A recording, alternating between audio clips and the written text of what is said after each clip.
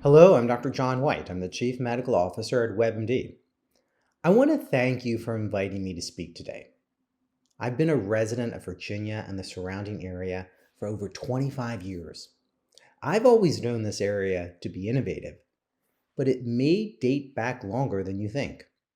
In fact, Virginia has long been a cradle of innovation, a legacy that can be traced back to our rich history, strategic location, and a strong foundation in education, research, and policy leadership. Virginia's history of innovation dates back to its colonial roots, where it was a center for agriculture, and later, during the Industrial Revolution, for manufacturing. As you know, Virginia is home to some of the nation's top university and research institutions.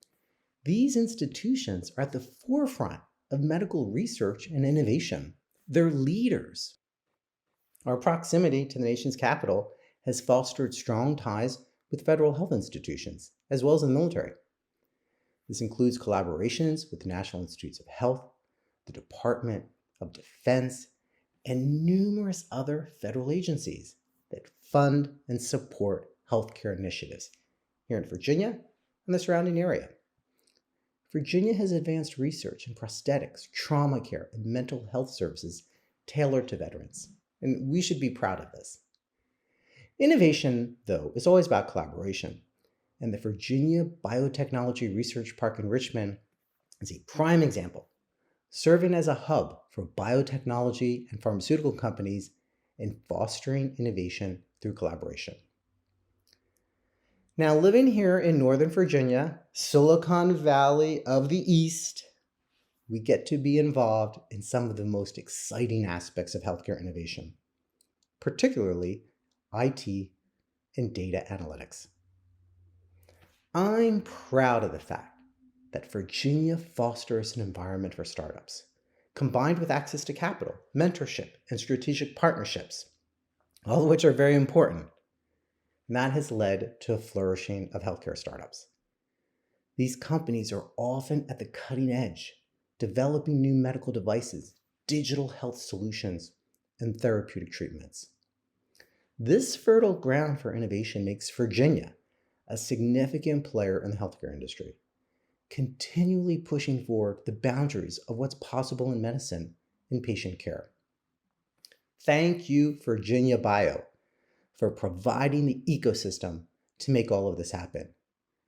Your commitment to fostering collaborations and driving advancements enriches our community and propels the healthcare industry forward. You play a pivotal role in shaping a future where innovation leads to better health outcomes at the local, state, and federal level. And have you seen this hot off the press? Well, last week, but it's still pretty recent, our region's AI job growth ranked second in the nation. Only California was ahead of us. Bravo! So what's the purpose of innovation? What's the mission? I like to think the mission, our mission, is to push the boundaries of what's possible in medicine, technology, and care, ensuring a healthier tomorrow for everyone. In healthcare, innovation is just not a requirement. It's an urgent necessity. As we face an aging population, rising rates of chronic diseases, increasing healthcare costs, and global pandemics, the need for new solutions has never been greater. Innovation is the beacon that guides through these turbulent waters, helping us to navigate the complexities of modern healthcare demands. What does it mean to innovate in healthcare? It means developing groundbreaking drugs that can tackle diseases once thought incurable. It means harnessing the power of artificial intelligence to predict patient outcomes, personalize treatments, and streamline operations. And it means creating wearable technologies, such as many of us are already using, that can monitor patient health in real time, empowering individuals to take control of their own healthcare journey. However, as much as innovation propels us forward, thriving in this rapidly changing industry, it requires more than just creating new technologies or therapies.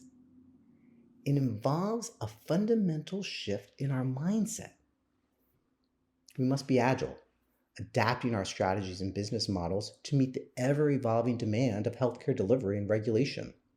We must be collaborative, fostering partnerships that leverage diverse expertise across biotechnology, pharmaceuticals, healthcare delivery, and tech industries. We need to do all of this while keeping the patient at the center of what and why we're innovating.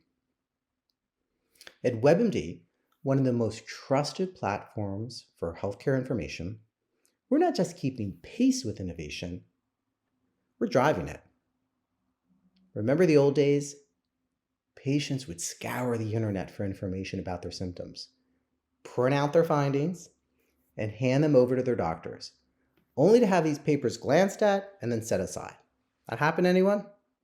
Well, fast forward to today, and the landscape has dramatically transformed. Now patients are not just passive recipients of health information, they come to their doctors informed and ready to discuss potential diagnoses and treatment options they've researched online.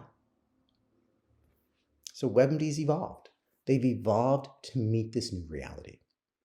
We're no longer just a source of information. We've become a crucial link and partner to actual care. We call it content to care. Here's what I mean. Search for hip pain or knee pain on our site, and you won't just get articles. You can book a telemedicine appointment for the same day or arrange for an x-ray the next. Need a lab test? We'll help you get it delivered right to your doorstep, bypassing the need to visit a lab altogether. Our symptom checker tool enhances the journey, guiding both patients and their doctor. At WebMD, we empower patients to take the wheel in managing their health information and their healthcare journey. Now, I still practice here in Virginia, and in my clinical practice, I'm excited about the integration of AI into the decision-making process. While AI's assistant with administrative tasks like scheduling or managing emails is beneficial, and that's what we've been talking about for the most part, its real value is unlocked in the clinical setting. Why? AI excels in aggregating vast amounts of data and identifying patterns, which is critical in medicine, where diagnosis and treatment often hinge on patient recognition. Imagine the possibilities. What if every cancer treatment plan could be reviewed and enhanced by AI? This isn't just about automating tasks. It's about augmenting our capacity to deliver personalized treatment plans that are as unique as the patients themselves. The prospect of AI-enhanced second opinions could revolutionize treatment outcomes, providing a layer of precision and confidence that was previously unimaginable. With AI, we're not just improving healthcare, we're reimagining its future. And we're just scratching the surface on its potential uses. Now, to be fair, the concept of AI and its implementation does come with its fair share of challenges. Lately, I've started to call it augmented intelligence instead of artificial intelligence. Now, just a small tweak in its name, but it feels less like a sci-fi movie and more like a tool we can harness and control, doesn't it? Now, despite the cooler name, the challenges persist. Biases in the data, potential inaccuracies, and the ever-present question of ethical use. These are hurdles we must continuously work to overcome. But here's the exciting news. These technologies are not static. They evolve, they learn, and they improve. It's a journey of constant iteration. Each version can be more accurate and more attuned to our needs.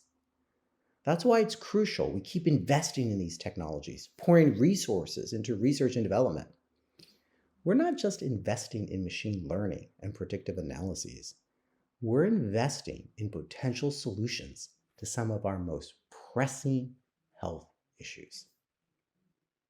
Now, to truly harness the potential of biotech, everything that all of you are doing, we also need to establish clear benchmarks for evaluating these innovations.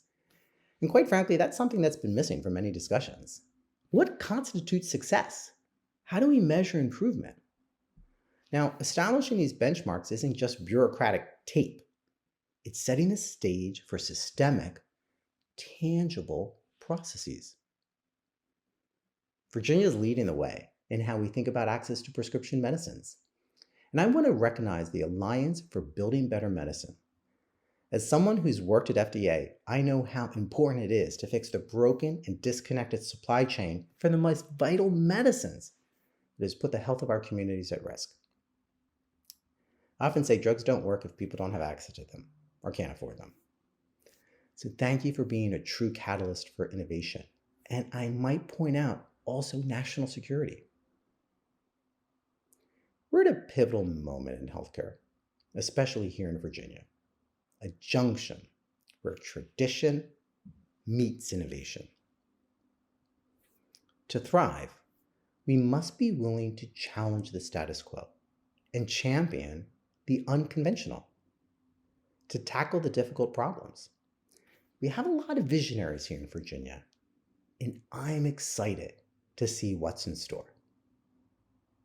I know you all are too, but let's not forget that even though our work often revolves around data, molecules, or machines, at its core, it's really about people. Our ultimate goal: to enhance human lives, ensuring that we're not just extending lifespans, but also enriching the quality of those lives. As we look ahead, because that's what innovation is all about, let's embrace that spirit that brought us all here today. Let's push forward boldly with the courage to try new things, the determination to see them through, and the compassion to make a truly meaningful impact on our world. Although I wasn't able to be with you in person today, I do look forward to further discussion. Thanks for having me today, and I'm excited to be part of Virginia and the innovation that's taking place here. And I'm excited also about having further dialogue. Have a great conference.